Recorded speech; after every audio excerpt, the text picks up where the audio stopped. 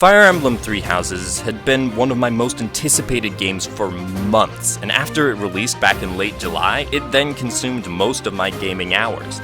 3 months and 150 hours of gameplay later, I have played through every pathway of Three Houses, and I'm here to tell you why you should play Fire Emblem Three Houses. That goes for those players who have been playing Fire Emblem since before the game started coming to the West, and those who have never touched a Fire Emblem game before. This is truly a special entry into the series, with its creative concepts, great cast of characters, satisfying story, high replayability, and feature-rich gameplay. Three Houses is the 16th entry to the genre-defining strategy RPG series Fire Emblem. The game, like all the other games, involves turn-based combat and has kept up the recent trend of social simulation in addition to strategic battles being at the core of its gameplay. Three Houses was developed by Intelligent Systems and Koei Tecmo and published by Nintendo, making it the first game not solely developed by Intelligent Systems in series history. Intelligent Systems likely asked for Koei Tecmo's help because Three Houses is also the first mainline Fire Emblem game on the Switch, and they had just collaborated on the crossover game Fire Emblem Warriors. The game launched exclusively for the Switch on July 26 after several delays and garnered very positive reviews. It wasn't just the critics enamored with the game though, as Three Houses was the second best-selling game behind Madden 20 in July, despite Nintendo games only counting physical copies in the NDP group's tracking. According to insiders, Three Houses' success puts it on a clear path to becoming the best-selling game in series history. What though is the game about? On the continent of Fodlan, there are three dominant powers: the Adrestian Empire, which controls the entire south of the continent, the Holy Kingdom of Fargus, which covers the northwest, and the Leicester Alliance to the northeast. Originally, the Empire controlled all of Fodlan. Then the kingdom split off to take over the north, and later the Alliance was formed from kingdom territory. Those conflicts, though, are long past, and the continent has remained in peace for many years now, watched over by the dominant religion, the Church of Saros, whose base is right in the center of the continent at Garreg Mach. You play as Byleth, a former mercenary turned professor at the Officers' Academy located at Garreg Mach, which is where exemplary students from all three nations go to learn. Each nation has a house in the academy for their students to attend. The Empire has the Black Eagles, the Kingdom has the Blue Lions, and the Alliance has the Golden Deer. As Byleth, you will lead one of these houses through the opening academy phase of the game. Coincidentally, each house this year has the future leader of their nation in attendance: Edelgard from the Black Eagles, Dimitri from the Blue Lions, and Claude from the Golden Deer. After the academy phase, though, comes a 5-year time skip, when the continent is plunged into war and your former students turn into battlefield allies or enemies.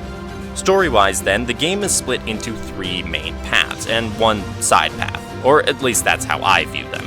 Each house has its own path diverting after the time skip, and the developers did a great job making each path unique when it comes to the story and gameplay. Every path has new revelations about the nature of the conflict and the history of the continent that makes playing through all the paths worth it. The Golden Deer path and the side path that I won't spoil do have a lot of overlap though, but the 3 main paths are very well done. One path embraces series history by telling a very similar story to the ones found in other Fire Emblem games. The other 2 push into darker territory, boldly exploring new ideas when it comes to storytelling. I liked the new direction seen with these paths. I did have some small issues with the storytelling, but the occasional omission or misstep rarely distracts from the epic whole that feels large and satisfying nearly every step of the way. Gameplay consists of 2 parts: out-of-battle and in-battle gameplay. The out-of-battle gameplay happens in the monastery where you teach and live. As Byleth, you get to run all around the buildings and grounds where there is so much for you to do. You can chat with people, eat meals, drink tea with particular characters, cook, garden, fish, purchase, upgrade, and repair equipment, address students' problems, participate in choir, complete quests, engage in tournaments, change students' classes or abilities, and, of course, teach. You are a professor after all. It is your job to mold your students into efficient slayers of enemies. The game gives you the freedom to make your students into whatever classes are available. Students have aptitudes and preferences, which are good to follow if you're doing efficiency runs, but it might be fun making an entire army of mages, and you can do that if you want. You can do whatever you like with them, except that. No marriage until after the time skip. Speaking of romance, the options for male and female Byleth are great, and even have good same-sex options, at least for female Byleth, not so much for male, where the only good one is Linard. After you've spent a while getting to know your students, the time comes to send them into battles. The main story mission happens at the end of each month in the new calendar system for 3 houses. You can engage in paralogs and other side battles before that, but the main story only progresses with the end of the month battles. You select your team, give them their equipment, and send them out in turn-based battle where every move is life or death. Your units can permanently die, unless you play casual mode.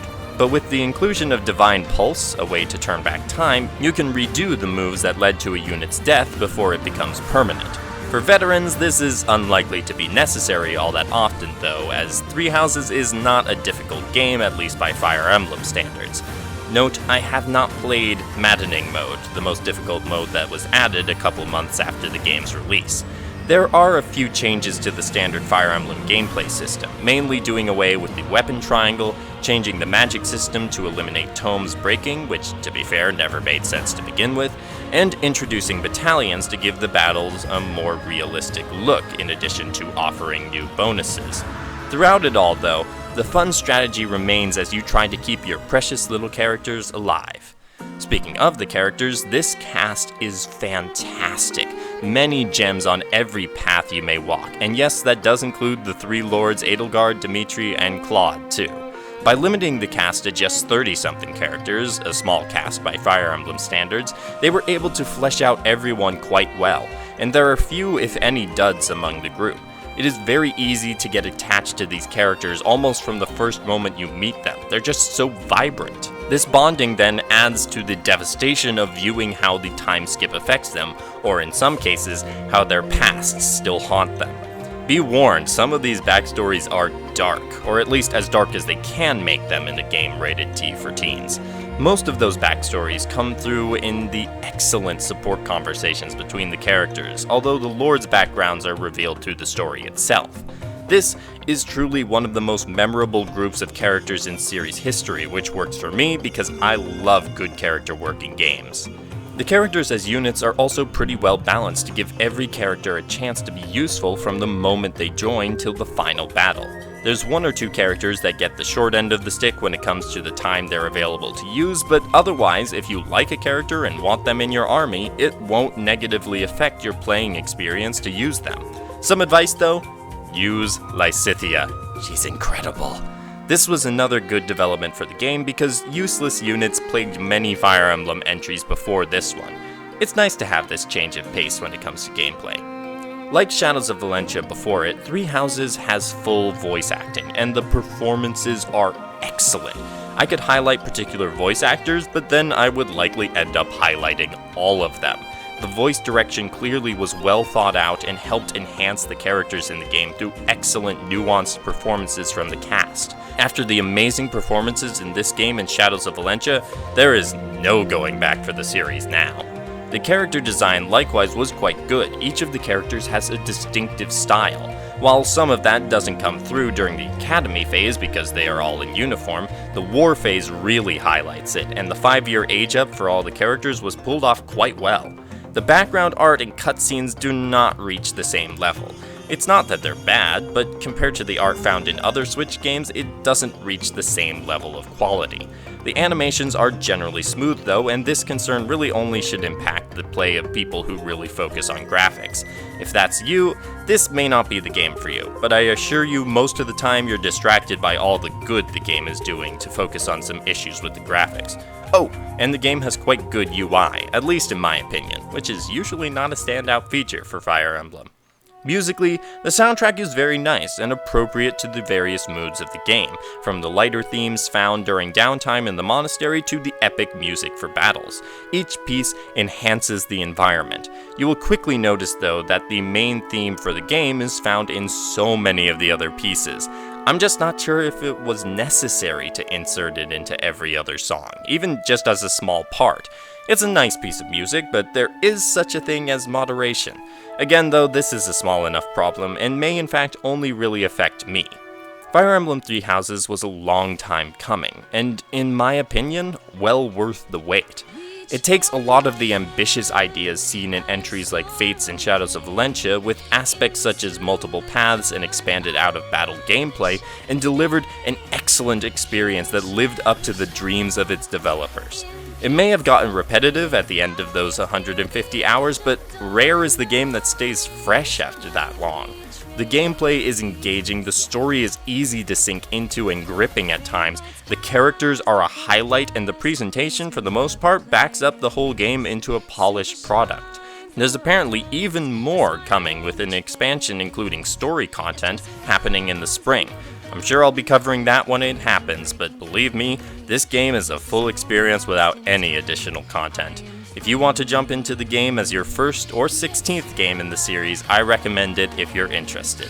I'm glad this game lived up to the hype, and I can't wait to see what IS brings us next. Perhaps another Echoes game? I can hope. Leave a like if you enjoyed the video, and comment below your favorite school-based game. They're growing in popularity with Three Houses, Cold Steel, and of course Persona 5 all coming out recently. This video concludes my Fire Emblem week, and if you've been following along, thank you. If you haven't, check out my other videos and subscribe for more video game content, and eventually Fire Emblem content. I think I'll be ready to talk about Fire Emblem again once January rolls around, but I'll need a break from it until then. I hope you have a great day, and happy gaming.